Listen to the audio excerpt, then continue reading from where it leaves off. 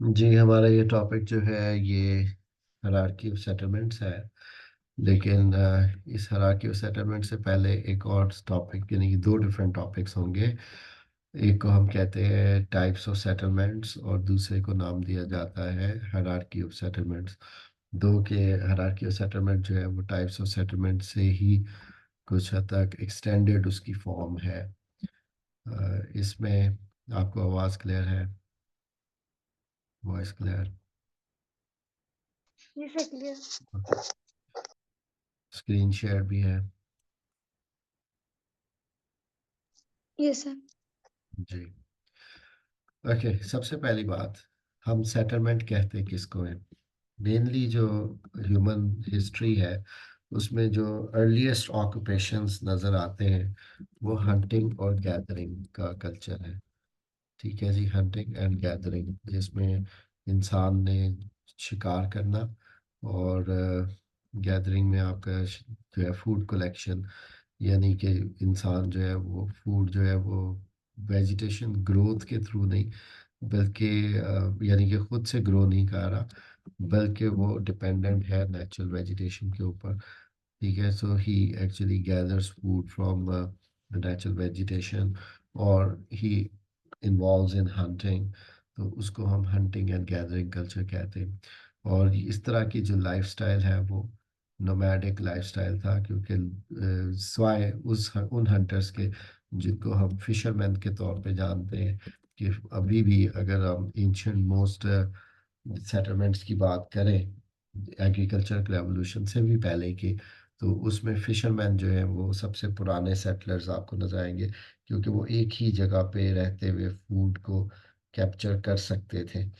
Otherwise जो बाकी occupations हैं उसमें हंटिंग से रिलेटेड जो भी टाइप्स हैं उसमें माइग्रेशन ज़रूरी होती थी, यानी मोबिलिटी ज़रूरी होती थी। इवन जानवर चराना, हर्डिंग वगैरह का जो ऑक्यूपेशन है उसमें भी आपको नज़र आता है कि डेजर्ट टाइप एनवायरनमेंट में या माउंटेनस एरियाज में लोगों को माइग्रेट करना पड़ता है।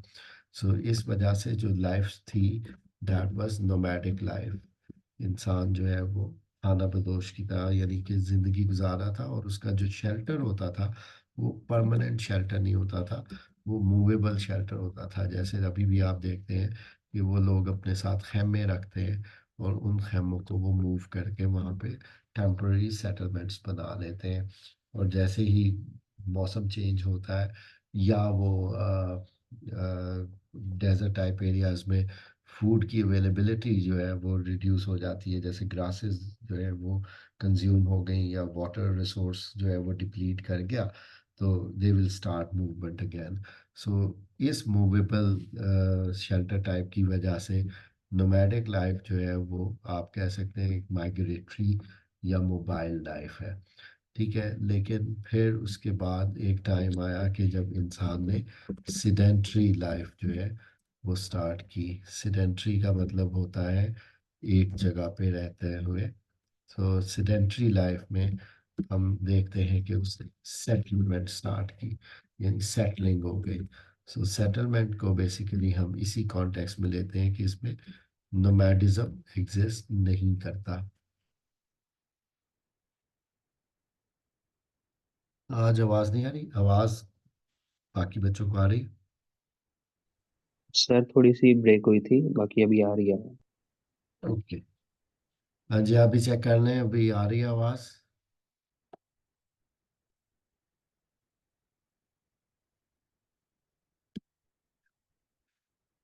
सो हंटिंग और गैदरिंग को आपने कंपेयर कर लिया सेडेंट्री के साथ। सेडेंट्री ऑक्यूपेशंस में सबसे पहला जो ऑक्यूपेशन है वो एग्रीकल्चर है।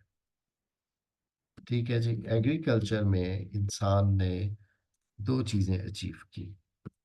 कि प्रोसेस तो एक ही था, लेकिन उसने डोमेस्टिकेशन की, किसकी? प्लांट्स की और एनिमल्स की।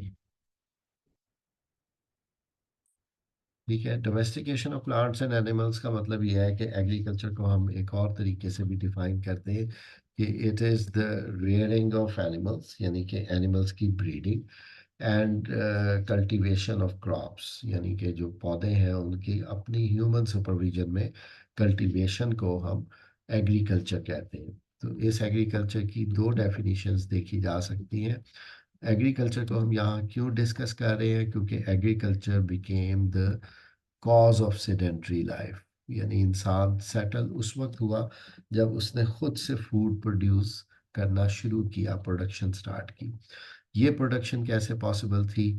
जब उसने हंटिंग को छोड़ के जानवरों को डोमेस्टिकेट कर दिया। ठीक है, प्लस उसने प्लांट्स की कुछ स्पीसीज, यानी अगर हम वीट उगाते हैं तो वीट की एक वाइल्ड स्पीशी भी है, इसी तरह कॉटन है, तो वो वाइल्ड जो स्पीशीज है उन्हीं को इंसान ने डोमेस्टिकेट किया, अपनी सुपरविजन में कल्टीवेट करना शुरू किया, कंट्रोल कर लिया। तो उसको सेडेंट्री लाइफ जो है उसके लिए पॉसिबल हो सकी, चाहे वो विलेज या सेटल्ड आइसोलेटेड ड्वेलिंग्स की सूरत में हो, चाहे वो फिर आगे ग्रो होते हुए मुख्तलिफ किस्म के सिटीज़ और टाउन्स की सूरत में आपको नज़र आए। लेकिन that was actually the start of the settlements. और जो सबसे पहली सेटलमेंट्स बनी वो सेटलमेंट्स रूरल टाइप की सेटलमेंट्स थी, यानी कि वो सिटीज़ नहीं थे बल्कि वो विलेजेस थी। क्योंकि जो बेसिक ऑक्यूपेशंस हैं जहाँ पे इंसान रॉ मटेरियल्स प्रोड्यूस करता है, वो नेचर के साथ इंटरेक्ट करके रिसोर्सेज एक्सट्रैक्ट करता है, वहाँ पे आपको जो है वो अर्बन लाइफस्टाइल नज़र नहीं आएगा। ठीक है, सो रूरल लाइफस्टाइल या रूरल सेटलमेंट्स जो है वो सबसे पहली सेटलमेंट्स थी। विलेजेस जो है वो सबसे पहली सेटलमेंट्स कंसिडर की जाती हैं। सेटलमेंट्स में आगे हम ये बात करते हैं कि जो एग्रीकल्चरल रेवोल्यूशन है, which is the first agricultural revolution, it is 10,000 years old. आप इसको 8000 BC भी कह सकते हैं, कि बिफोर क्राइस्ट 8,000 साल, लेकिन करंट टाइम से 10,000 साल पहले। सो 10,000 साल पहले एग्रीकल्चर रेवोल्यूशन आया, यानी इंसान ने प्लांट्स और एनिमल्स जो है वो अपने कंट्रोल में कर लिए। यहाँ से सैटर्न लाइफ स्टार्ट हो गई। ठीक है, अब 5,000 साल गुजरने के बाद, यानी कि आज से 5,000 या 4500 साल पहले, इंसान ने मेटलर्जी, यानी स्टोन एजेस आपने पढ़ी होंगी ह्यूमन हिस्ट्री की डेवलपमेंट में, तो मेटलर्जी स्टार्ट की, मेटल क्राफ्टिंग स्टार्ट की। और सबसे पहली जो मेटल इस्तेमाल होना शुरू हुई वो एक अमेलगम है, वो एक आप कह सकते हैं कि उसको हम इंग्लिश में क्या कहते हैं, mixing of two metals by melting, alloys. So basically, alloy sir. जी या, तो अलॉयज जो है उसमें आपको कांसी या ब्रॉन्ज जो है वो अलॉय किस चीज़ का है, वो कॉपर और टिन का अलॉय है। ठीक है, और एक हम ब्रास देखते हैं, पीतल, ये जो है ये जिंक का और कॉटन का अलाय है, सॉरी कॉपर का अलाय है। सो जो ब्रॉन्ज है वो नेचुरली अकर करता है, मीन्स के वो इस तरह से अकर करता है कि टिन और जो कॉपर है वो ऑलरेडी एक ही जगह पे को एग्जिस्ट करते नज़र आते हैं। तो जब इनको मेल्ट किया गया तो इनसे ब्रॉन्ज बनी, और जितनी भी आपको अर्ली सिविलाइजेशंस नज़र आती हैं उस वो सारी ब्रॉन्ज एज से रिलेटेड है। जैसे आप इंडस वैली सिविलाइजेशन को देख लें, आप इजिप्शियन सिविलाइजेशन को स्टडी कर लें, और उसके कुछ हज़ार साल के बाद इवन आपको ग्रीक सिविलाइजेशन और रोमन सिविलाइजेशन में भी जो यूजेज ब्रॉन्ज का नज़र आएगा साइमल्टेनियसली। उसके बाद आप देखते हैं हिस्टोरिकली, चाहे वो बिब्लिकल हिस्ट्री हो, बाइबल बाइबल से रिलेटेड या कुरानिक हिस्ट्री हो, तो उसमें हम ये देखते हैं कि हज़रत दाऊद अलैहिस्सलाम जो आज से 3,000 साल पहले या हज़रत ईसा से 1,000 साल पहले ज़हूर पजीर हुए, उन्होंने आयरन क्राफ्टिंग स्टार्ट की। सो आयरन एज 3,000 साल पुरानी एज है हमारे टाइम से। ठीक है, तो इस कॉन्टेक्स्ट में हम ये देखते हैं कि जो सेटलमेंट्स हैं जिनको हम अर्बन सेटलमेंट कहते हैं, वो आपको ज़्यादा रिफाइंड, ज़्यादा मतलब कॉम्प्लिकेटेड और ज़्यादा फैसिलिटेटेड नज़र आएंगी। ठीक है, as compare to rural settlements. तो जब हम टाइप्स ऑफ सेटलमेंट्स की बात करते हैं तो उसमें टाइपोलॉजी जो है वो डिफरेंट बेसिस पे की जा सकती है, कि हम सेटलमेंट्स को कौन कौन सी बुनियाद पे क्लासिफाई कर सकते हैं। सबसे पहली जो टाइपोलॉजी में टाइप्स में हम बात करते हैं, that is on the basis of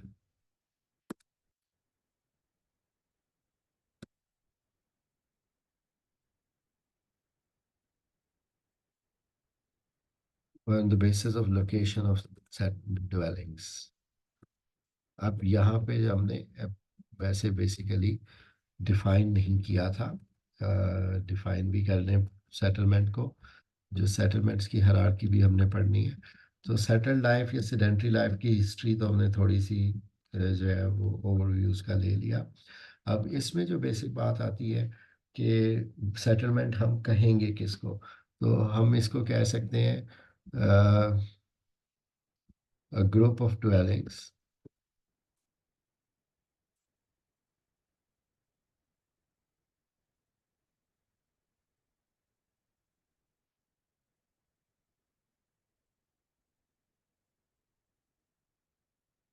permanent nature, basic बात है कि परमानेंट शेल्टर होंगे।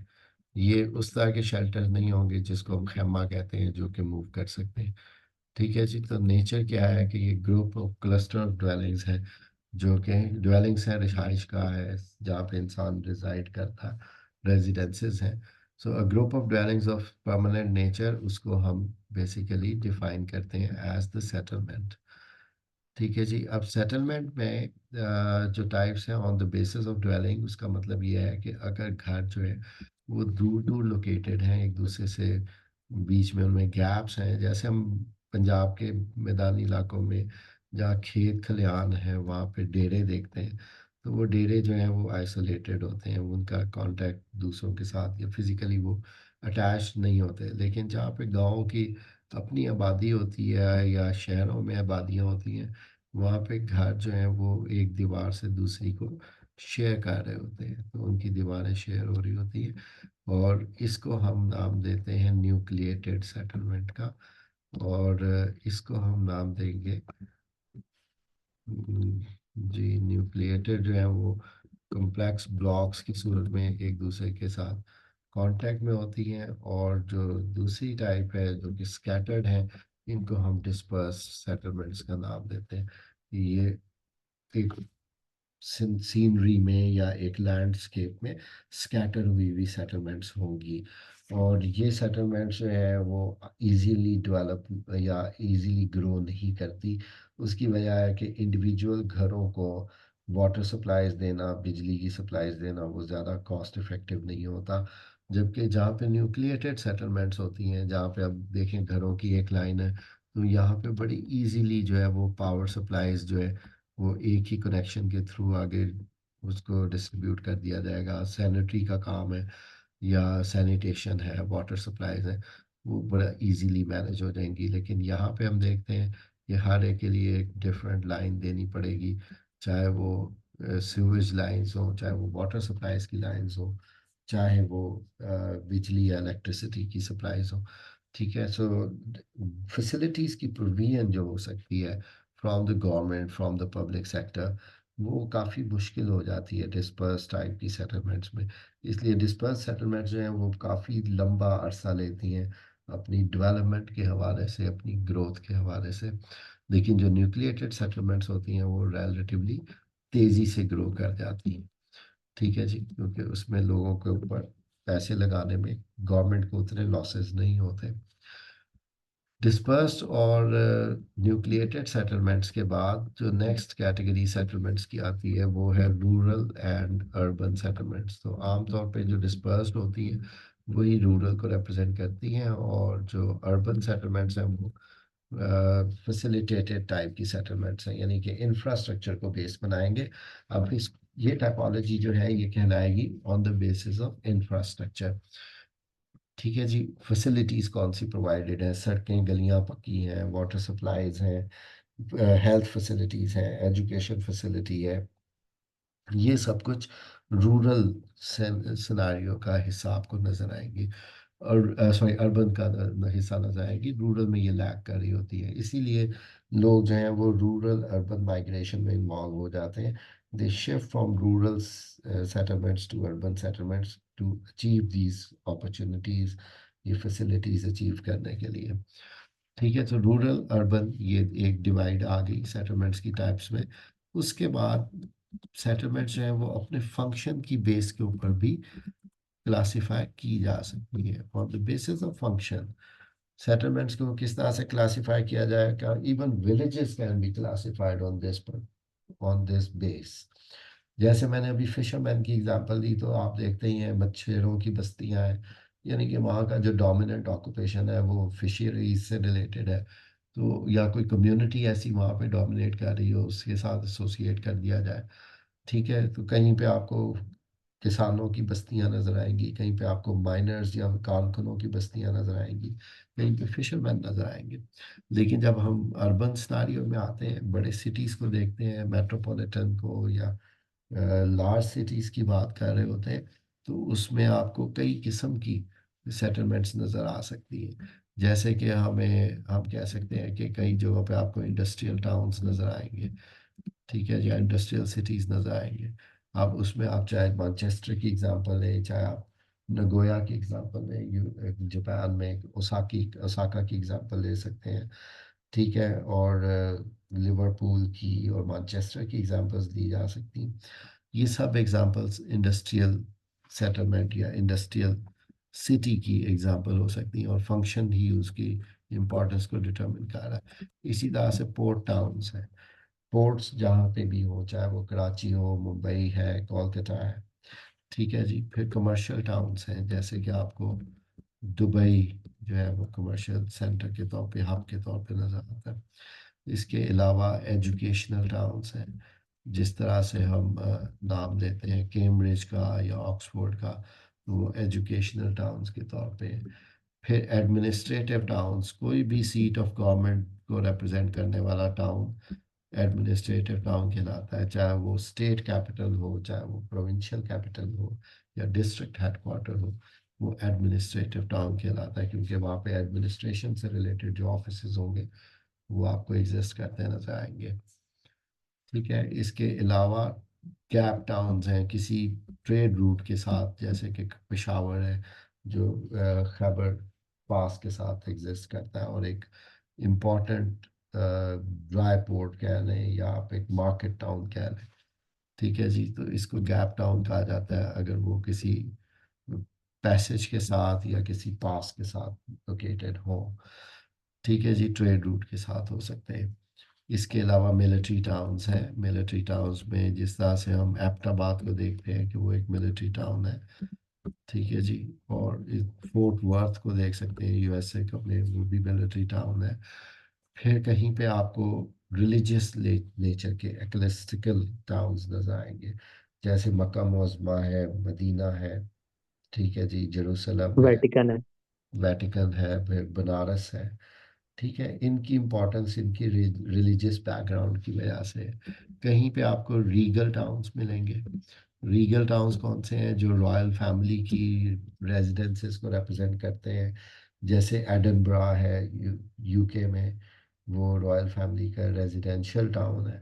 इसी तरह से फतेहपुर सीकरी था जो कि मुगल फैमिली का रेजिडेंशियल टाउन था। सो रीगल रिप्रेजेंट्स रॉयल। सो ये टाउन जो है ये रॉयल होने की वजह से इम्पोर्टेंट है। कहीं आपको रिजॉर्ट टाउन्स भी मिल जाएंगे, जैसे मरी एक रिजॉर्ट टाउन है, बाली एक सिटी भी है और आइलैंड भी है इंडोनेशिया में, वो भी एक टाउन है। ठीक है जी, रिक्रिएशनल टाउन्स आपको मिल जाएंगे। ठीक है, ये बहुत लंबी लिस्ट हो सकती है, लेकिन वही बात है कि एग्जांपल्स आपको अपनी रियल लाइफ में से, सराउंडिंग में से देनी पड़ेगी।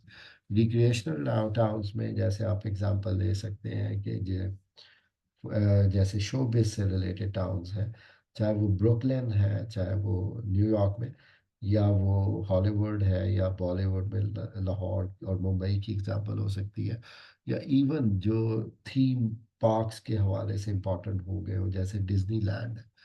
ठीक है जी, ये रिक्रिएशनल टाउन्स में आते हैं। रिजॉर्ट टाउन्स जो है वो यूजुअली जो है वो टूरिज्म से रिलेटेड होते हैं। ठीक है जी, यहाँ पे अब देखिए कि आप पास पेपर्स में उठा के देखेंगे तो वो सेटलमेंट की डेफिनेशन आपसे मांग रहा होगा, प्लस टाइप्स ऑफ सेटलमेंट्स के ऊपर क्वेश्चन पूछ रहा होगा। तो जब टाइप्स ऑफ सेटलमेंट्स पे क्वेश्चन आता है, तो उसमें आपको 3 बेसिस के ऊपर सेटलमेंट्स को डिवाइड करना है। पहली बेसिस आपने जो अप्लाई की है, that was on the location of the dwellings, और उसमें आ रहा था नंबर 1 डिस्पर्स्ड, और सेकंड न्यूक्लिएटेड। दूसरी जो टाइपोलॉजी थी वो थी इंफ्रास्ट्रक्चर की अवेलेबिलिटी की बुनियाद पे, और उसमें आ रहा था rural and urban settlement.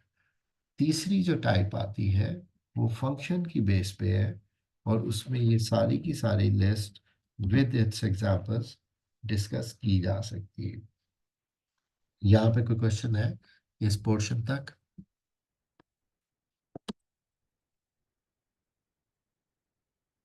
Sir functional के बेसिस पे हम अर्बन को ही इतना हाईलाइट कर लेंगे, रूरल की देख, रूरल में तो एग्जांपल्स वही नहीं है, मिलेंगे। वो दो तीन एग्जांपल्स दी हैं जैसे मैंने, वो तो ऑक्यूपेशंस की बेस पे होगी ना। ठीक है, माइनर्स की हो गई, फिशरमैन की हो गई, और फार्मर्स विलेजेस हो गई। तो वो तो इस तरह से हो जाएंगी। ठीक है, वैसे तो आप देखें चक में और गांव में, बेसिक गांव में और चक में क्या फ़र्क होता है? जो चक सिस्टम यहाँ पे पंजाब में इस्टेब्लिश हुआ था ड्यूरिंग द ब्रिटिश एरा, तो चक क्या थे? चक बेसिकली एक बहुत लोकलाइज्ड मार्केट टाउन कह सकते हैं आप उसको। यानी वो गांव है लेकिन वो मार्केट है। यानी जो भी एरिया की सराउंडिंग जो प्रोड्यूस होगी, जो भी फसलें वगैरह होंगी, तो वहाँ पे आपको आड़ती नज़र आ जाएंगे, वहाँ पे ब्रोकर्स नज़र आ जाएंगे। वो थोड़ा सा एक डिफरेंट मतलब रूरल एनवायरनमेंट होगा as compare to other villages. बाकी ग्लोबली अगर हम बात करें तो वही रह जाती है कि जो डोमिनेंट ऑक्यूपेशंस होंगे उन्हीं की बेसिस के ऊपर विलेजेस डिटरमिन हो रही होती हैं as on their basis of function. So अब आते हैं हम हायरार्की ऑफ सेटलमेंट की तरफ। हायरार्की बेसिकली कहा जाता है रैंकिंग को, ऑर्डर को, अरेंजमेंट को, और सेटलमेंट जो है उनकी अपनी एक सुपीरियर और इन्फीरियर होने के कॉन्टेक्स्ट में आप कह सकते हैं, या उनकी अपनी ग्रेडिंग है। ग्रेडिंग इस सेंस में कि पॉपुलेशन साइज क्या है, पॉपुलेशन साइज के बेसिस के ऊपर उनको क्लासिफाई करना, या फैसिलिटीज़ की प्रोविजन की बेस के ऊपर क्लासिफाई करना। तो सेटलमेंट हायरार्की एक सेपरेट क्वेश्चन है, दो कि उसमें टाइप्स ऑफ सेटलमेंट्स ही आती हैं, लेकिन it is a way of arranging settlements into a hierarchy or order based upon their population or some other criteria. अब अदर क्राइटेरिया क्या है? वही बात है, greater the population in a settlement, larger geographical area will be covered, higher the status of, greater of the availability of the facilities. अब facilities ज़्यादा population में क्यों इंट्रोड्यूस की जाती हैं और कम पॉपुलेशन में क्यों नहीं की जाती? इसके लिए एक टर्म हम यूज़ करते हैं, रादर मैं यहाँ पे दो टर्म्स लिख रहा हूँ। पहली को हम कहते हैं थ्रेशोल्ड पॉपुलेशन।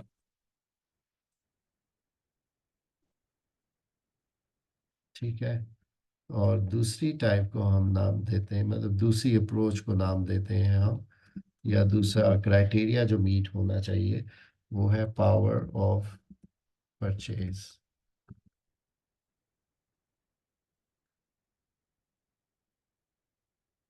ठीक है जी। अब ये दोनों किस तरह से अपना रोल प्ले करते हैं, किस तरह से इम्पोर्टेंट है, किस तरह से ये इफेक्ट करते हैं availability and provision of facilities को। थ्रेशोल्ड पॉपुलेशन उस पॉपुलेशन साइज को कहा जाता है which is the minimum size of population to introduce something for the public. मतलब अगर हमने कोई प्राइमरी स्कूल खोलना है तो कम से कम विलेज में इतने बच्चों की तादाद होना ज़रूरी है कि वो क्लासें फिल हो सकें, या जो टीचर्स वहाँ पे हायर किए जा रहे हैं उन क्लासेस को मीट करने के लिए, उनकी उनके ऊपर जो कॉस्ट आएगी या उस इंफ्रास्ट्रक्चर पे जो कॉस्ट आएगी, उससे कितने लोग फैसिलिटेट होंगे। सो एक्चुअल बात यह है कि जो सिंपलर फैसिलिटीज़ होती हैं उनके लिए छोटी थ्रेशोल्ड पॉपुलेशन होती है। यानी कि आप कहें कि मिनिमम इतने लोग हो जाएंगे तो हम सपोज एक डिस्पेंसरी खोल देंगे, या इतने लोग मिनिमम हो जाएंगे उस पॉपुलेशन में तो हम एक हाई स्कूल खोल देंगे। ये बेसिस बनती है।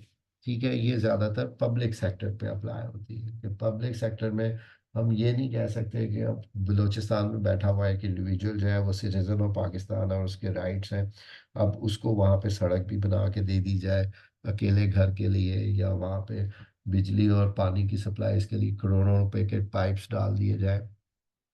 ये चीज़ आपको दुनिया में भी कहीं नज़र नहीं आएगी कि ये फैसिलिटीज़ एक इंडिविजुअल या एक स्मॉल साइज पॉपुलेशन को दी जा रही हो इन डिस्टेंट एरियाज। ठीक है, वहाँ पे ऑस्ट्रेलिया में आप देख सकते हैं डिस्टेंस लर्निंग है, एयर एम्बुलेंस है, लेकिन ये नहीं है कि हॉस्पिटल ही उठा के वहाँ पे बना दिया जाए, जो कि रिसोर्सेज की का वेस्टेज होगा। ठीक है, so for facility, for introduction of facility, a certain size of population is required। अब देखें जो हैमलेट्स होते हैं, वो छोटी विलेजेस होती हैं, वो 10 से 12 घर होते हैं। अब वो 10-12 घर हैं भी स्कैटर टाइप के, जिस तरह से मैंने डिस्पर्स कहा। उसमें क्या आप सोच सकते हैं कि कोई एक स्कूल हो या इवन एक मस्जिद हो कि जहाँ पे वो 10-12 लोगों की आबादी या 100 लोगों की आबादी जो है, उनके लिए मस्जिद बनना ज़रूरी है, या वो कह लें कि फिजिबल होगा ऐसा करना, तो वो उसकी फिजिबिलिटी एज सच नहीं होगी, तो इसलिए वो फैसिलिटी आपको वहाँ नज़र नहीं आएगी। पावर ऑफ परचेज जो है, ये थोड़ा सा कंपनी मतलब कवर अप कर लेती है स्मॉल साइज ऑफ पॉपुलेशन को, कि आप खुद ऑब्जर्व कर सकते हैं कि मैकडोनल्ड की लाहौर के अंदर जो ब्रांचेस हैं, वो किस किस इनकम ग्रुप की सेटलमेंट्स के करीब है या किन एरियाज में है। पोश एरियाज में आपको नज़र आएंगे, अलामा इकबाल टाउन में नज़र आ जाएगी, मॉडल टाउन में नज़र आ जाएगी, लेकिन आपको ग्रीन टाउन में या मक्का कॉलोनी में नज़र नहीं आएगी, या शादरा में भी अब नज़र आ जाएगी। मैकडोनल्ड नहीं है, लेकिन एटलीस्ट हम ये कह सकते हैं कि जहाँ जहाँ पे भी लो इनकम ग्रुप्स हैं, जहाँ लेबर क्लासेस हैं, वहाँ पे तो आपको मैकडोनल्ड नहीं मिलेगा, because they don't have power of purchase.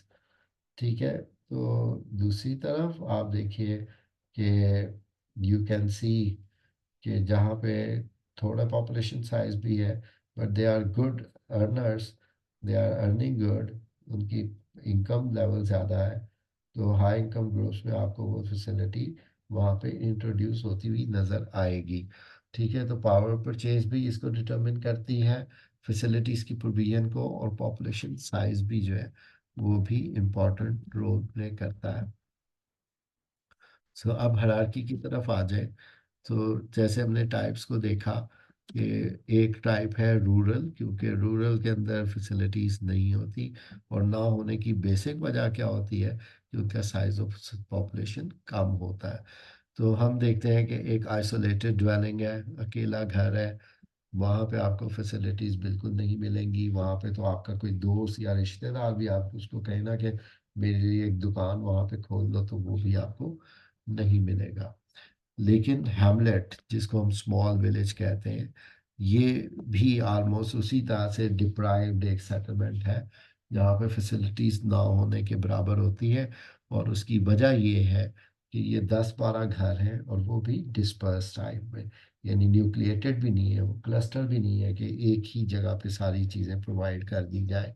अब 10-12 घरों का मतलब सिंपल सा है कि ये आबादी 100-120 नफूस की, या एक 10-100-120 लोगों की आबादी है। ठीक है, तो ये भी आपको फैसिलिटी से मतलब यहाँ पे लैक करता हुआ नज़र आएगा।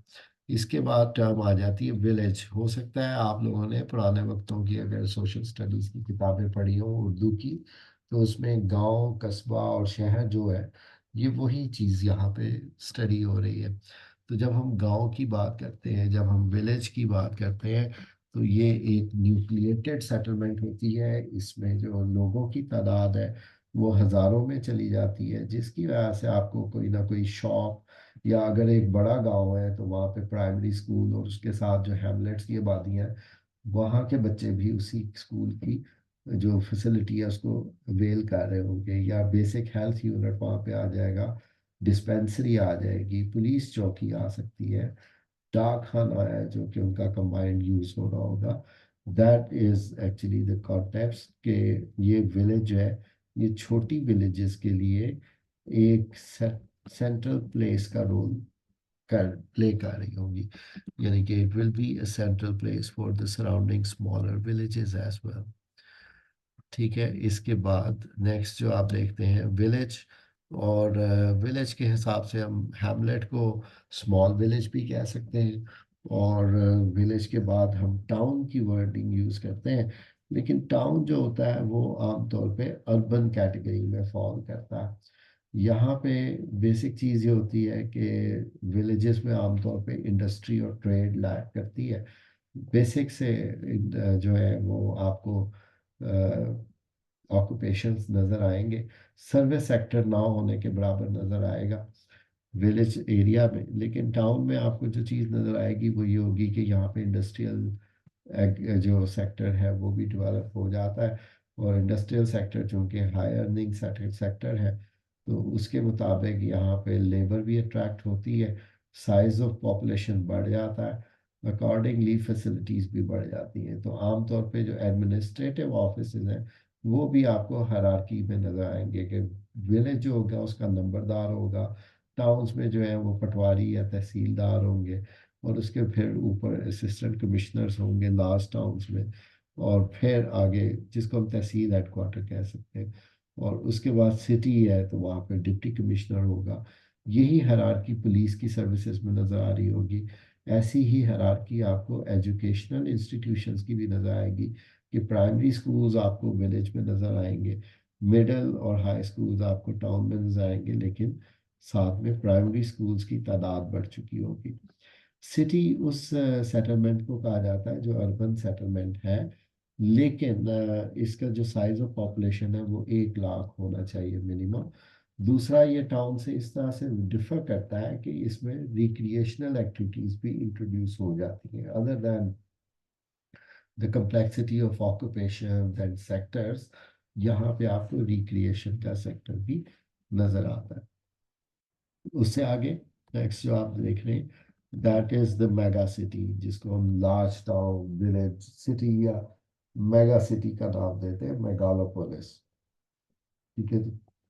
ये मेट्रोपोलिस और मेगालोपोलिस सिटी से ऊपर की दो हायरार्कीज हैं, और वो हायरार्की में आप देख सकेंगे दो के ये जो एक चार्ट आपको यहाँ पे नजर आ रहा है, it is covering both concepts of types of settlements as well as the hierarchy of settlement। तो यहाँ पे आप देख सकते हैं आइसोलेटेड फार्म हाउसेस, फिर हैमलेट्स, फिर विलेज, फिर small town, city, large city, जिसको मेट्रोपोलिस कहा जाता है। मेट्रोपोलिस में 5 मिलियन की आबादी, कम से कम 50 लाख की आबादी होती है।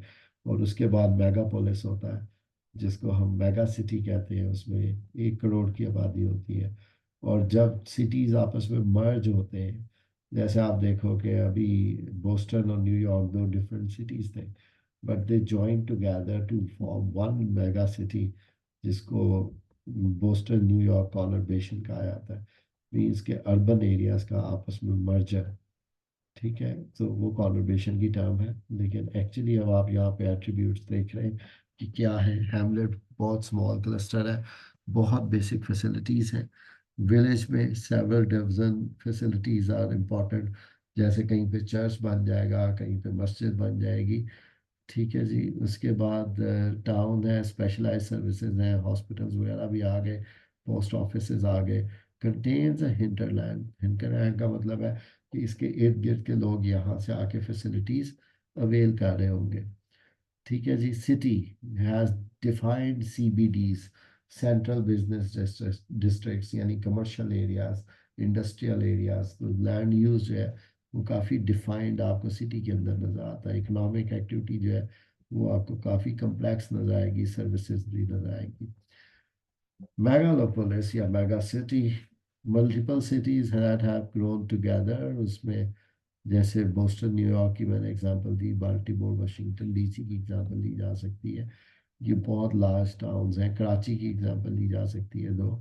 तो ये आपके सामने एक चार्ट आ रहा है जिसमें आप साइज ऑफ पॉपुलेशन को भी ऑब्जर्व कर रहे हैं, सर्विसेज गवर्नमेंट के हवाले से भी आप ऑब्जर्व कर रहे हैं, और साथ में सिटी की एग्जांपल भी देख रहे हैं। So this was another topic जिसको हायरार्की ऑफ सेटलमेंट्स कहा जाता है। ये दोनों टॉपिक्स आप देख सकेंगे, पास पेपर्स में आपको अवेलेबल होंगे।